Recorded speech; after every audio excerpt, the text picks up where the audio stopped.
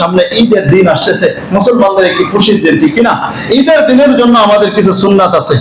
ঈদের দিনের জন্য যে কিছু সুন্নাত আছে, যদি সুন্নাতগুলো যদি আদায় করা হয় তাহলে ঈদের দিনটাও আমাদের আমলে পরিণত হয়ে যাবে। বলেন সুবহানাল্লাহ। ঈদের দিনটাও আল্লাহ তাআলার ইবাদতে পরিণত হয়ে যাবে। এক নম্বর সুন্নাত হলো যে ওই দিন আমরা খুব ভোরে ভোরে উঠবো। সামনে তো আর জুমা নাই, তাই আজকে বলে দিচ্ছি যে ওই দিন খুব ভোরে ভোরে আমরা উঠবো। এটা সারা বছরের আমল, কিন্তু ওই বছর একটু মানে ওই দিন একটু গুরুত্ব দিয়ে আমরা উঠবো। দুই নম্বর হলো ঈদের দিন সুন্নাত হলো একটু মিষ্টি জাতীয় জিনিস খাবার খাওয়া সকালবেলা। তিন নম্বর হলো যে মিসওয়াক করা। মুসলমান হাজিরিন, মিসওয়াক করা শুধু ঈদের দিনে সুন্নাত না, সারা বছরের সুন্নাত। রাসূল আকরাম সাল্লাল্লাহু আলাইহি ওয়াসাল্লাম বলেন, লাউলা আন আশুক্কা আলা উম্মতি লা আমারতুহুম বিসওয়াক। আমি যদি আমার উম্মতের উপর যদি বুঝতাম যে এদের কষ্ট হবে, মানে এদের কষ্ট হয়ে যাবে বলে আমি এদেরকে আদেশ করে নেই, যদি এদের কষ্ট না হতো তাহলে এটা আমি আবশ্যক করে দিতাম। তাহলে রাসূল আকরাম সাল্লাল্লাহু আলাইহি ওয়াসাল্লাম যদি আদেশ করতেন যে মিসওয়াক করো, করতেই হবে, তাহলে এটা আমাদের জন্য ওয়াজিব হয়ে যেত, ঠিক কি না? কিন্তু এটা একটা সুন্নাত আমল, এটা সারা বছরের জন্য আমরা মিসওয়াক করব।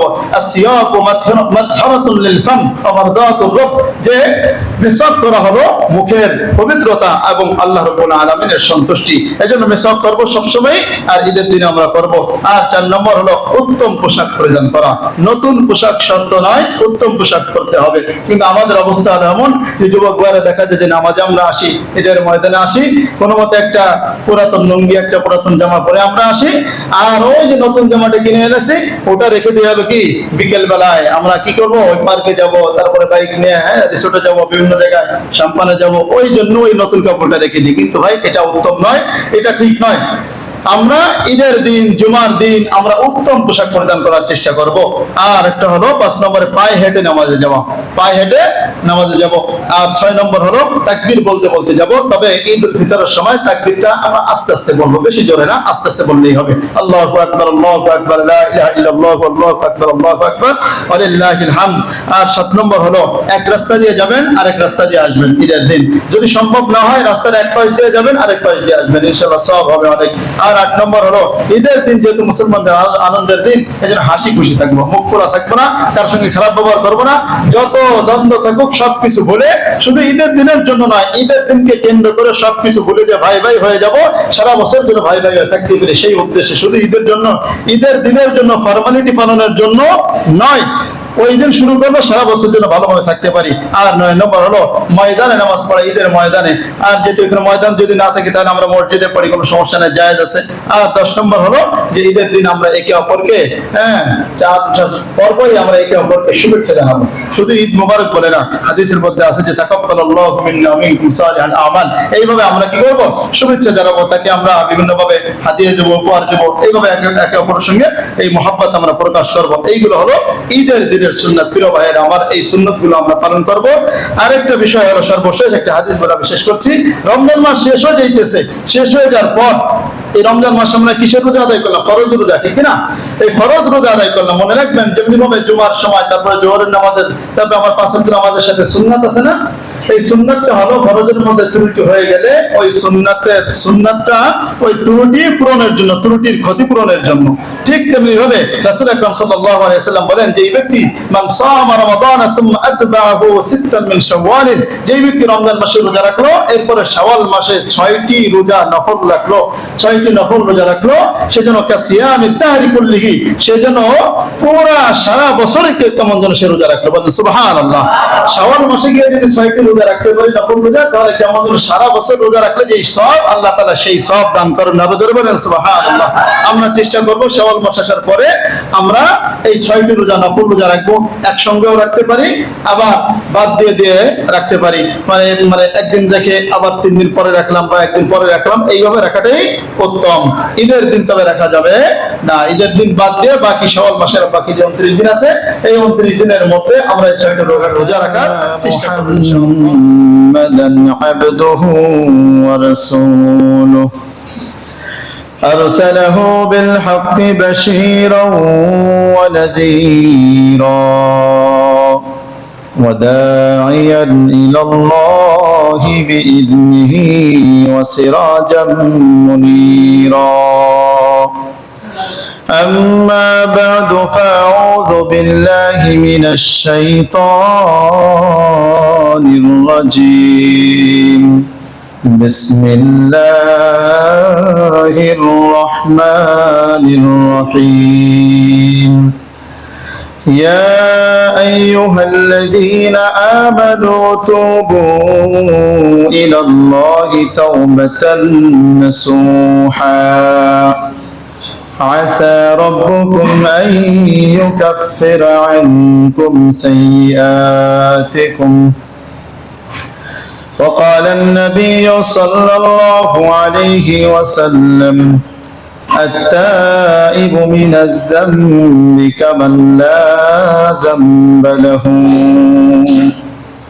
أو كما قال عليه الصلاة والسلام وقال تعالى إن الله وملائكته يصلون على النبي يا أيها الذين آمنوا صلوا عليه وسلموا تسليما اللهم صل على محمد وعلى آل محمد كما صليت على إبراهيم وعلى آل إبراهيم إنك حميد مجيد اللهم بارك على محمد وعلى آل محمد كما باركت على إبراهيم وعلى آل إبراهيم إنك حميد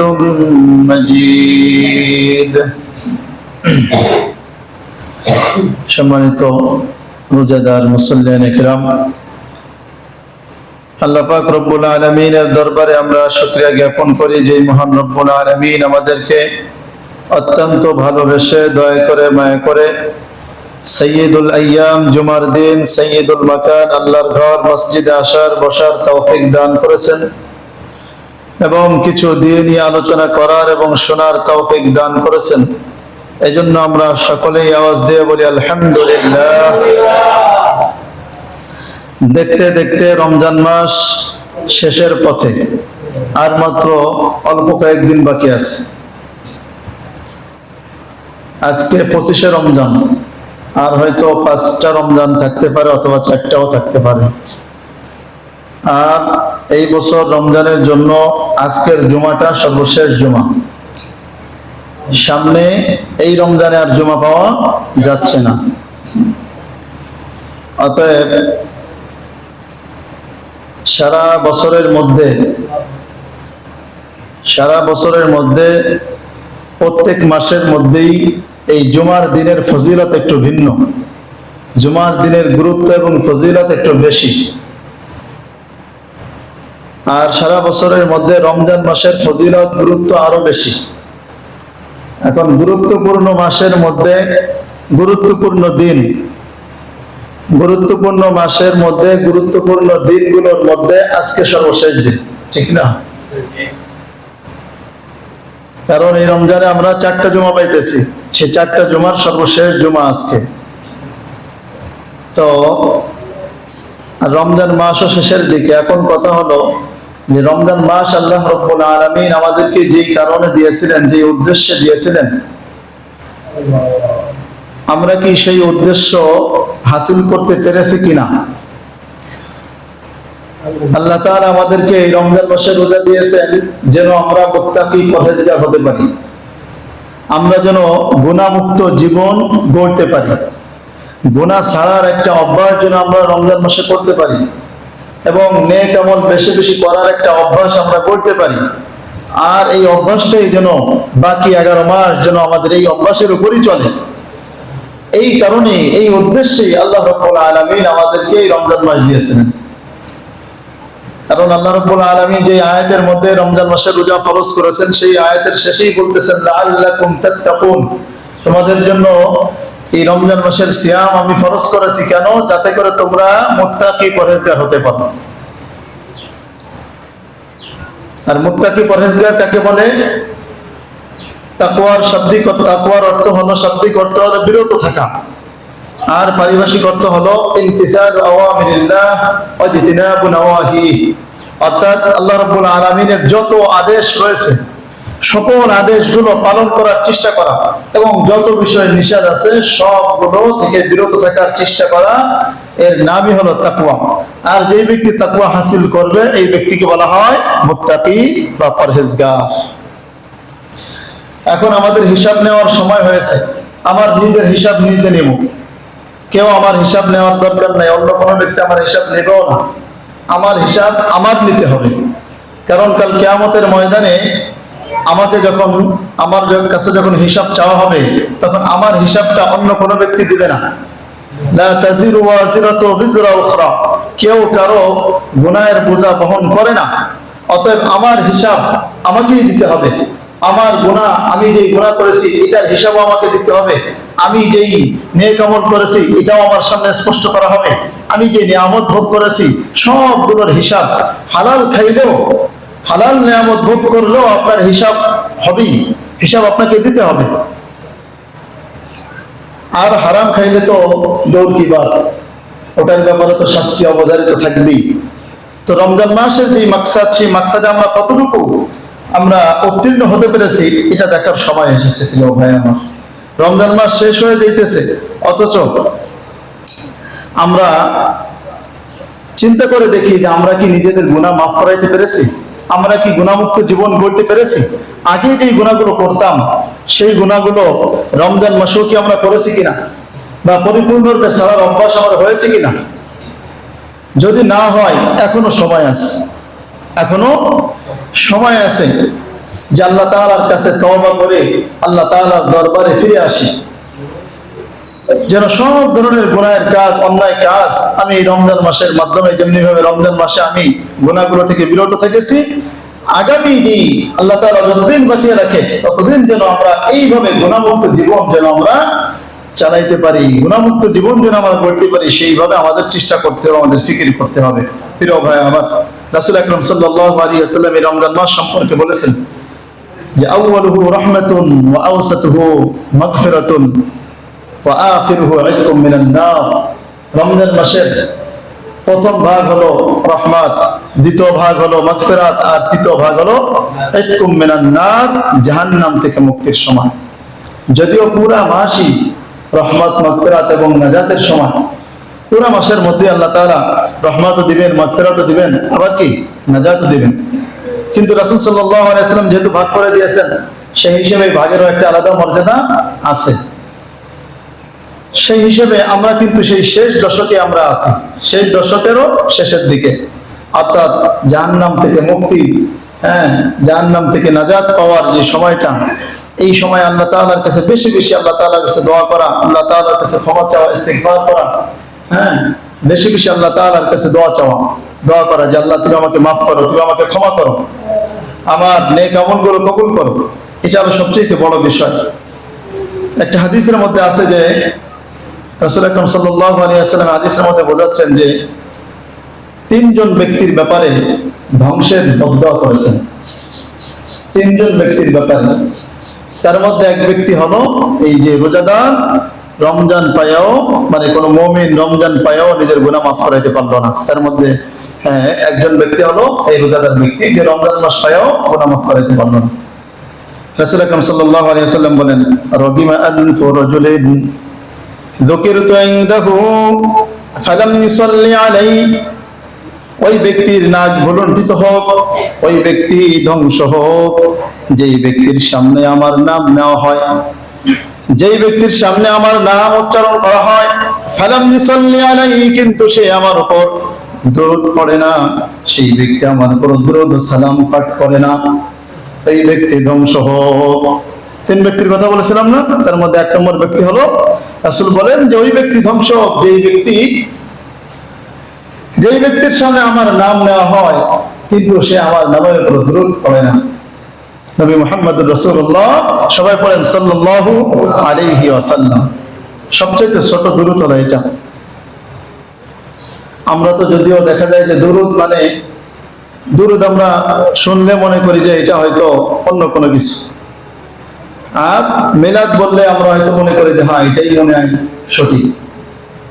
কিন্তু আসলে বিষয়টা হলো যে হাদিসের মধ্যে আমরা যেটা পাই, কোরআনের আয়াতের মাধ্যমে আমরা যেটা পাই, যে তোমরা রাসূলের প্রতি দুরূদ পড়ো, ওই দুরূদটাকে আমরা এখন মিলাদ হিসেবেই জানি, ঠিক না? কিন্তু ওখানে কি দুরূদের আমলই করা হয়। তো এই জন্য মুসলমান হাজিরিন, দুরূদ পড়ার নিয়ম কানুন যদি আমাদের সঠিকভাবে জানা না থাকে, তাহলে দেখা যাবে যে আমরা পদে পদে ভুল করি। কোনটা সহিহ দুরূদ আর কোনটা সঠিক না, এটার মধ্যে পার্থক্য আমরা করতে পারি না। তার কারণ হলো যে আমরা হয়তো এক নম্বরে বুঝি না, আর দুই নম্বর হলো বোঝার পরেও না বোঝার ভান করে থাকি। এই জন্য মুসলমান হাজির, রাসূল আকরাম সাল্লাল্লাহু আলাইহি ওয়াসাল্লাম যেটা বলছেন যে ওই ব্যক্তি ধ্বংস যেই ব্যক্তির সামনে আমার নাম নেওয়া হলো কিন্তু আমার উপর দুরূদ পড়লো না, ওই ব্যক্তি ধ্বংসের বদয়া করেছেন। তো আমরা যদি আসেন জেনে নিই যে দুরূদ পড়ার ক্ষেত্রে হুকুম কি। দুরূদ পড়ার ক্ষেত্রে 4টা হুকুম রয়েছে। নাম্বার 1, দুরূদ পড়া ফরজ। নাম্বার 1 কি? দুরূদ পড়া ফরজ। আপনি যেই দলই করেন না কেন, আপনি যেই পীরের মুরিদ হন না কেন, আপনি যেই ঘরানার লোক হন না কেন, আপনি যদি নিজেকে মুসলিম দাবি করেন, নিজেকে যদি মুমিন দাবি করেন, তাহলে নবী করিম সাল্লাল্লাহু আলাইহি ওয়াসাল্লামের উপর আপনার দুরূদ পড়তেই হবে। দুরূদ পড়া ছাড়া উপায় নাই। আপনি যদি নবীর প্রতি দুরূদ না পড়েন, তাহলে আপনি নবীর শাফাআত আপনি পাইবেন না। তো 1 নম্বর কথা হলো নবী করিম সাল্লাল্লাহু আলাইহি ওয়াসাল্লামের উপর দুরূদ পড়া ফরজ। নাম্বার 2, এটা হলো কি ফরজ কখন? জীবনে একবার পড়া ফরজ। জীবনে একবার পড়া ফরজ। 2 নম্বর হলো দুরূদ পড়া ওয়াজিব। এটা কখন? যখন কোন মজলিসে সর্বপ্রথম নবী করিম সাল্লাল্লাহু আলাইহি ওয়াসাল্লামের নাম নেওয়া হয়, তখন এই প্রথমবার নবী সাল্লাল্লাহু আলাইহি ওয়াসাল্লামের উপর দুরূদ পড়া ওয়াজিব। আর যদি আপনি অবসর থাকেন, তাহলে যতবার ওই মজলিসে নবী করিম সাল্লাল্লাহু আলাইহি ওয়াসাল্লামের নাম নেওয়া হবে, ততবারই দুরূদ শরীফ পড়া ওয়াজিব। মনে থাকবে তো? ওয়াজিব হলো যখন কোন মজলিসে প্রথম আপনি নাম শুনবেন, তখন প্রথমবার বলা ওয়াজিব। আর যদি আপনি অবসর থাকেন, তাহলে আপনার জন্য প্রত্যেকবার বলা, যতবার শুনবেন ততবার বলা হলো ওয়াজিব। আর 3 হলো সুন্নাত, যেটা আমরা নামাজের শেষ বৈঠকে তাশাহুদ পড়ার পর আমরা পড়ে থাকি, তখন দুরূদ শরীফ পড়া সুন্নাত বা সুন্নাতে মুআক্কাদা। আর 4 নম্বর হলো মুস্তাহাব। অন্য যে কোনো সময় আপনি হাঁটতেছেন, চলতেছেন, নবী করিম সাল্লাল্লাহু আলাইহি ওয়াসাল্লামের উপর দুরূদ পড়বেন। সবচেয়ে ছোট দুরূদ হলো সাল্লাল্লাহু আলাইহি ওয়াসাল্লাম, সাল্লাল্লাহু আলা রাসূলিহি মুহাম্মদ, আল্লাহুম্মা সাল্লি আলা মুহাম্মদ। আর আমরা নামাজের মধ্যে যে দুরূদ পড়ি, ওটা পড়লেও ভালো, কোনো সমস্যা নেই। দুরূদ তো অনেক আছে হাদিসের মধ্যে, তবে মনে রাখতে হবে অনেক আছে বলতে হাদিস এবং কোরআনের মধ্যে, মানে কোরআন এবং হাদিসের আলোকে আমরা যে দুরূদগুলো পাই, রাসূল সাল্লাল্লাহু আলাইহি ওয়াসাল্লামের বাণী থেকে আমরা যে দুরূদগুলো পাই, ওইগুলো পড়া হলো সবচেয়ে উত্তম। আর নিজের থেকে বানায় বলা দুরূদ তো মানেই হলো নবী সাল্লাল্লাহু আলাইহি ওয়াসাল্লামের উপর দোয়া করা। দুরূদের অর্থ কি? আল্লাহুম্মা সাল্লি আলা মুহাম্মদ, হে আল্লাহ তুমি নবী মুহাম্মদ সাল্লাল্লাহু আলাইহি ওয়াসাল্লামের উপর আপনি রহমত বর্ষণ করেন, তার উপর শান্তি বর্ষণ করেন। তো এটা তো দোয়া না? হ্যাঁ, এই জন্য মুসলমান হাজিরিন, আমরা যখন সুযোগ পাইব, মনে চাইছে হাঁটতেছি চলতেছি দুরূদ পড়বো, সব সময় দুরূদ পড়বো, সব সময়, বিশেষ করে দোয়া করার আগে দুরূদ পড়লে ওই দোয়া কবুল হওয়ার সম্ভাবনা থাকে। বলেন সুবহানাল্লাহ। দোয়া করার আগে যদি দুরূদ না পড়ে, তাহলে ওই দোয়াটা কবুল না হওয়ার সম্ভাবনাই বেশি। মুসলমান হাজিরিন, এই হলো দুরূদের ক্ষেত্রে আমাদের এই দুরূদের হুকুম 4টা। 1 নম্বর হলো ফরজ, জীবনে একবার। 2 নম্বর ওয়াজিব, কোন মজলিসে যখন নবী সাল্লাল্লাহু আলাইহি ওয়াসাল্লামের নাম নেওয়া হবে প্রথমবার, আর যদি অবসর থাকে তাহলে প্রত্যেকবার বলা ওয়াজিব। আর 3 নম্বর হলো সুন্নাত, নামাজের শেষ বৈঠকে আমরা তাশাহুদের পরে আমরা যে দুরূদটা পড়ি, তখন দুরূদ শরীফ পড়া সুন্নাতে মুআক্কাদা।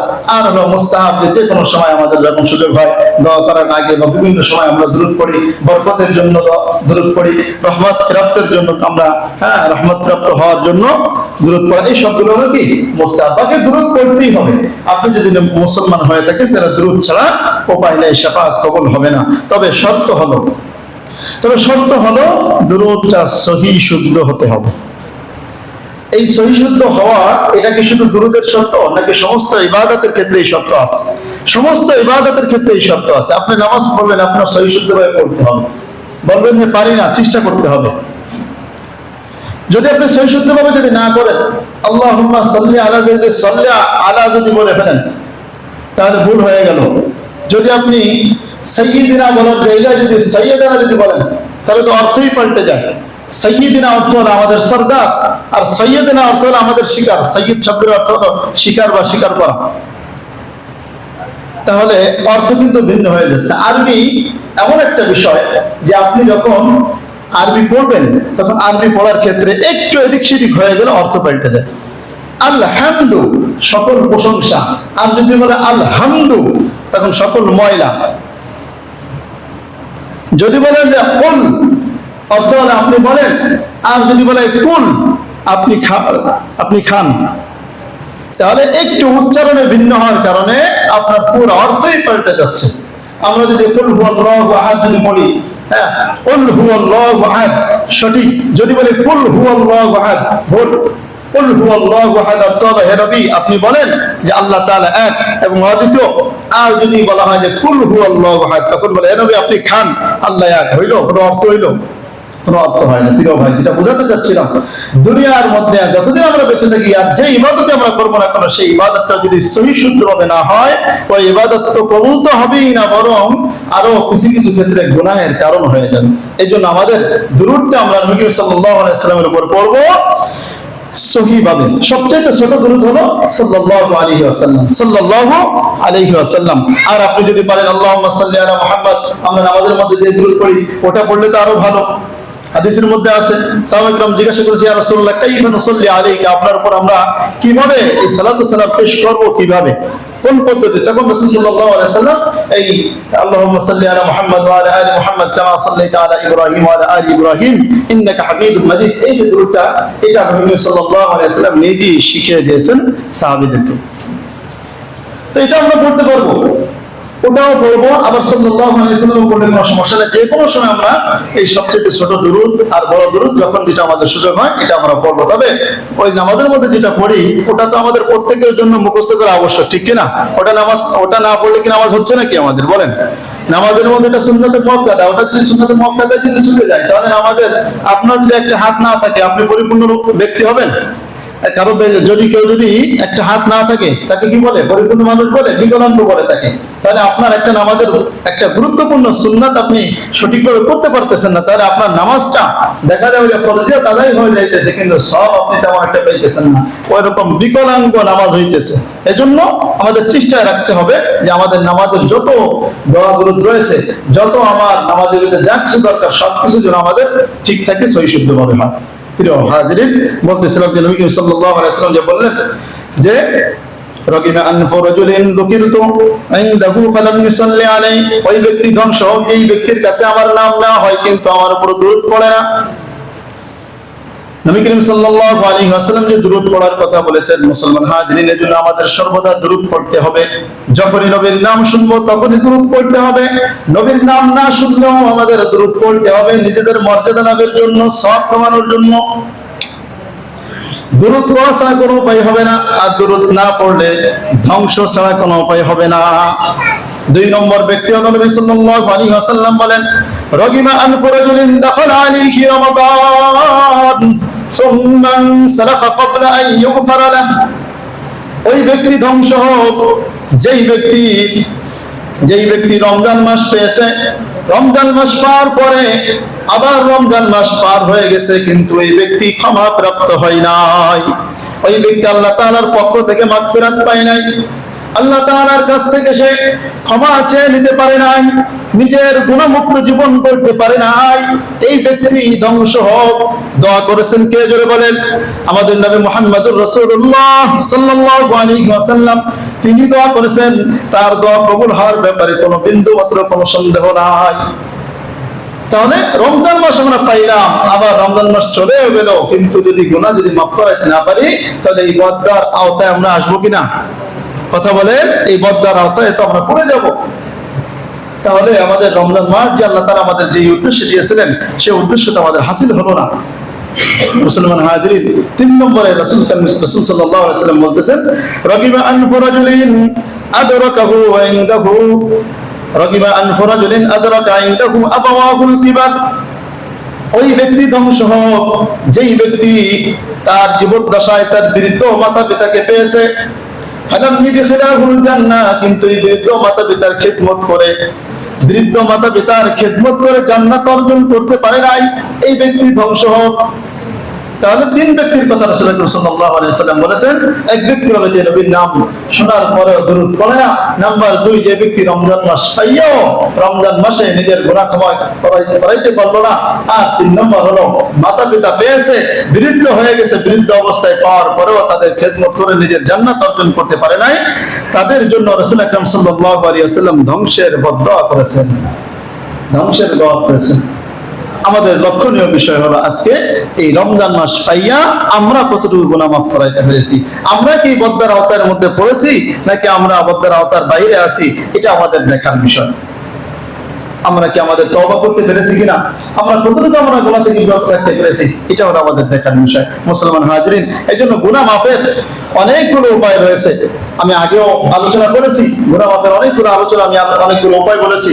আজকে মুসলমান হাজরিন, গুনাহ মাফের সবচেয়ে বড় একটা উপায় হলো আল্লাহ তাআলার কাছে খাঁটি দিলে তওবা করা, আল্লাহ তাআলার কাছে ফিরে আসা, আল্লাহ তাআলার কাছে সব ধরনের গুনাহের কাজ ত্যাগ করে আল্লাহর দরবারে ফিরে আসা, যে আল্লাহ আমি যত গুনাহ করেছি সব ছেড়ে দিলাম, আজ থেকে আমি কোনো গুনাহ করব না, তোমার দরবারে ফিরে এসেছি, তোমার কথা আমি শুনবো।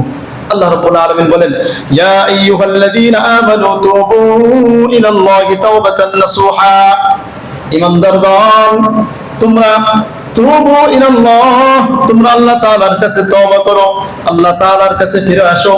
তাওবাতান নাসুহা, খাঁটি দিলে তওবা করো।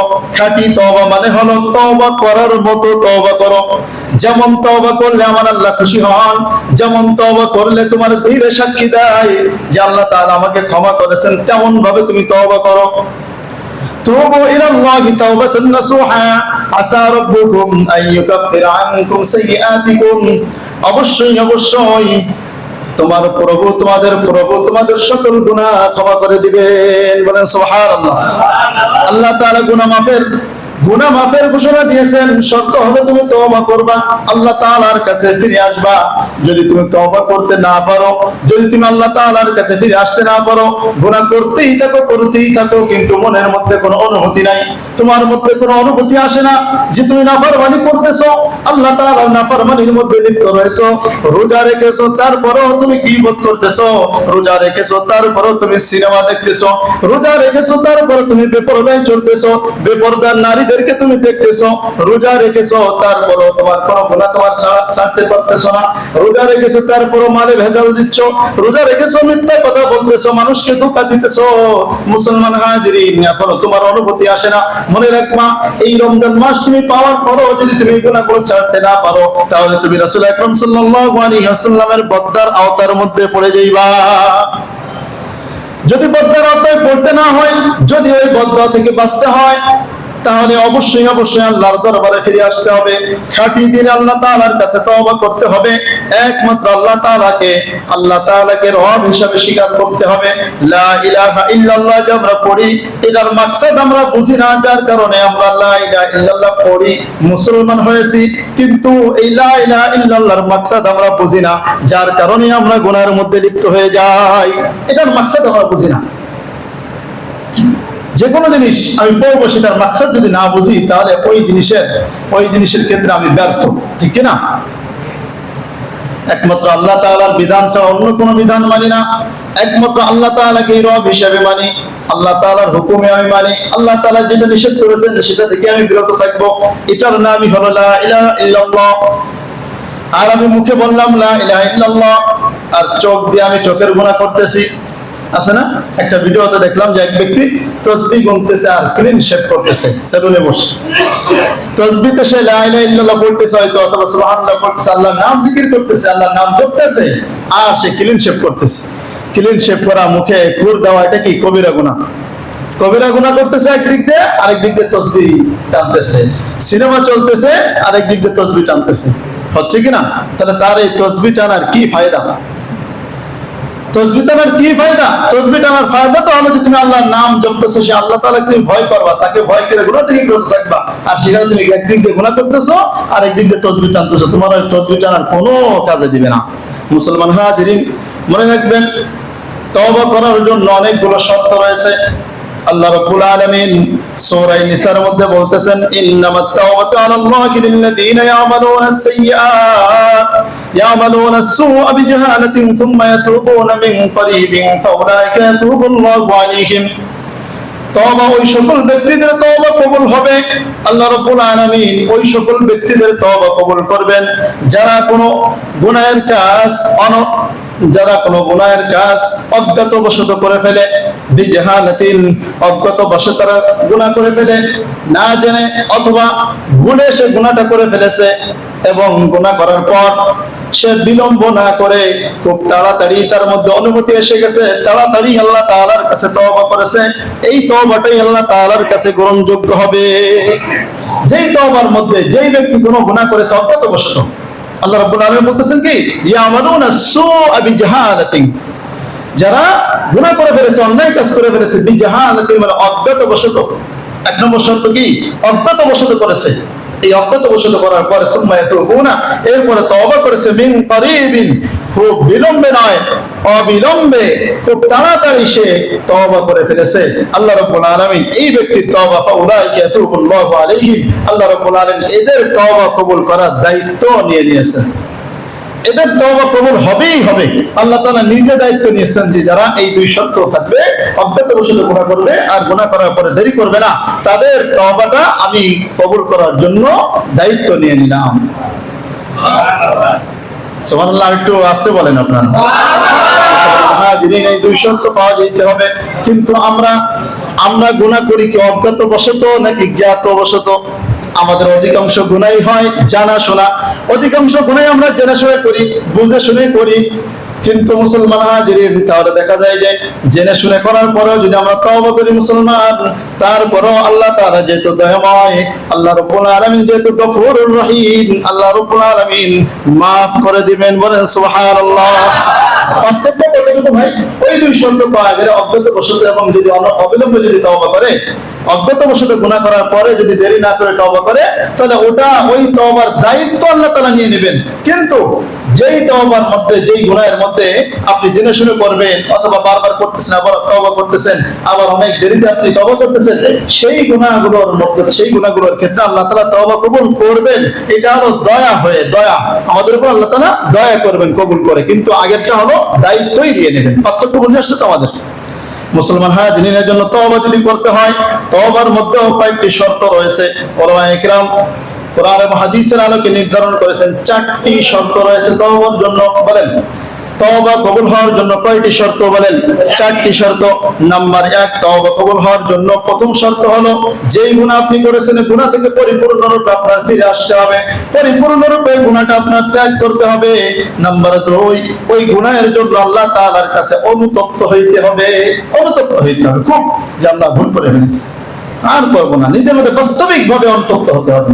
আর যদি মুখে গুনাহ হয়েছে আস্তাগফিরুল্লাহ গুনাহ হয়েছে, এরকম কোনো তওবার কাজ হবে না।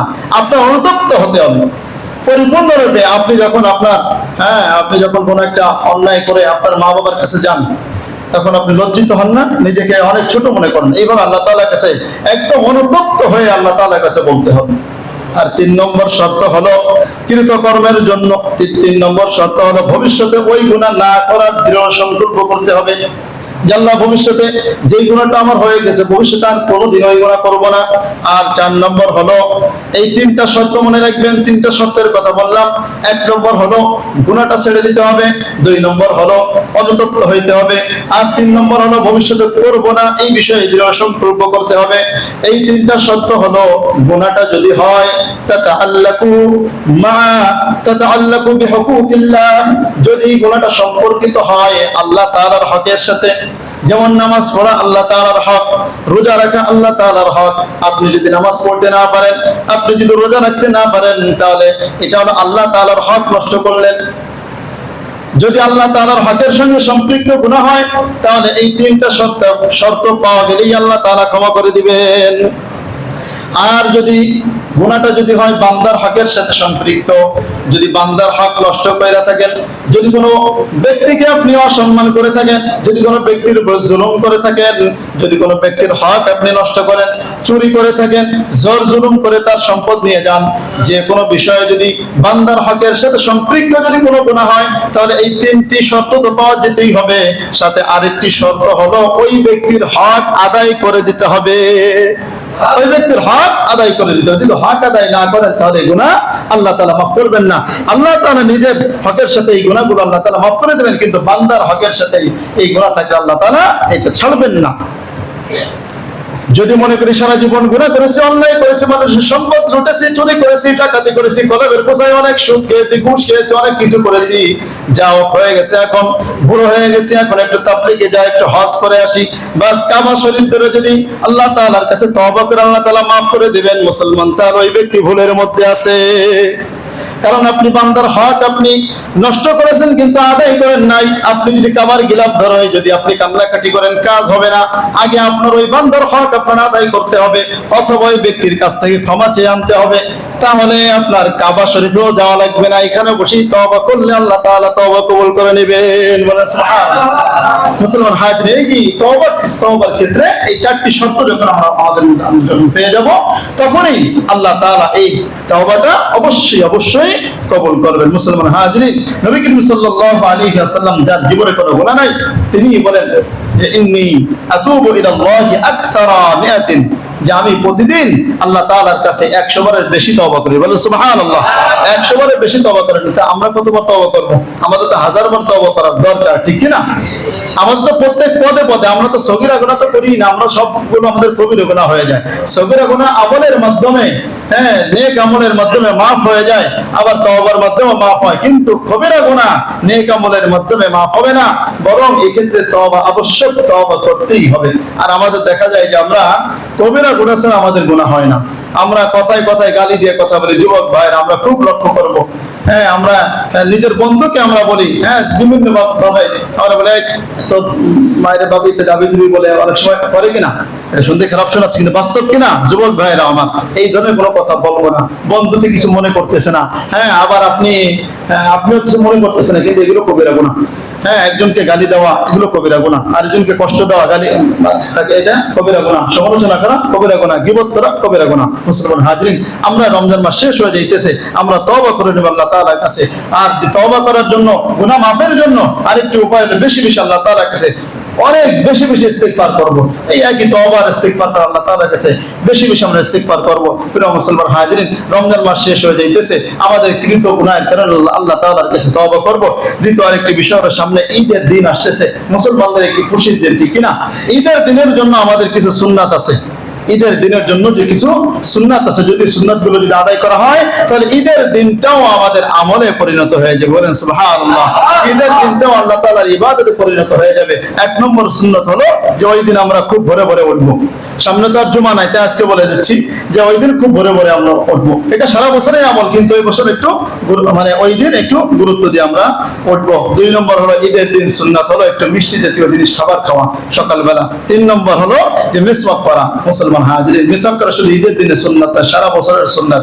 রাসূল আকরাম সাল্লাল্লাহু আলাইহি ওয়াসাল্লাম বলেন, লাউলা আন আশুক্কা আলা উম্মতি লা আমারতুহুম বিসওয়াক।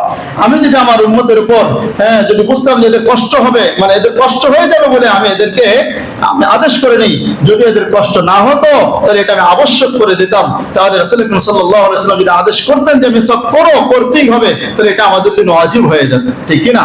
কিন্তু এটা একটা সুন্নাত আমল, এটা সারা বছরের জন্য আমরা মিসওয়াক করব। আসিয়াকু মাতহারাতুন লিল ফাম ওয়া মারদাতুর রব, যে মিসওয়াক করা হলো মুখের পবিত্রতা এবং আল্লাহ রাব্বুল আলামিনের সন্তুষ্টি। এজন্য মিসওয়াক করব সব সময়, আর ঈদের দিনে আমরা করব। আর 4 নম্বর হলো উত্তম পোশাক পরিধান করা। নতুন পোশাক শর্ত নয়, উত্তম পোশাক করতে হবে। কিন্তু আমাদের অবস্থা এমন যে যুবক ভাইরা দেখা যায় যে নামাজে আমরা আসি, ঈদের ময়দানে আসি, কোনো মতে একটা পুরাতন লুঙ্গি, একটা পুরাতন জামা পরে আমরা আসি, আর ওই যে নতুন জামাটা কিনে এনেছি ওটা রেখে দিয়ে হবে কি বিকেল বেলায় আমরা কি করব, ওই পার্কে যাব, তারপরে বাইক নিয়ে রিসোর্টে যাব, বিভিন্ন জায়গায় সাম্পানে যাব, ওই জন্য ওই নতুন কাপড়টা রেখে দিই। কিন্তু ভাই এটা উত্তম নয়, এটা ঠিক নয়। আমরা ঈদের দিন, জুমার দিন আমরা উত্তম পোশাক পরিধান করার চেষ্টা করব। আর একটা হলো 5 নম্বরে পায়ে হেঁটে নামাজে যাওয়া, পায়ে হেঁটে নামাজে যাব।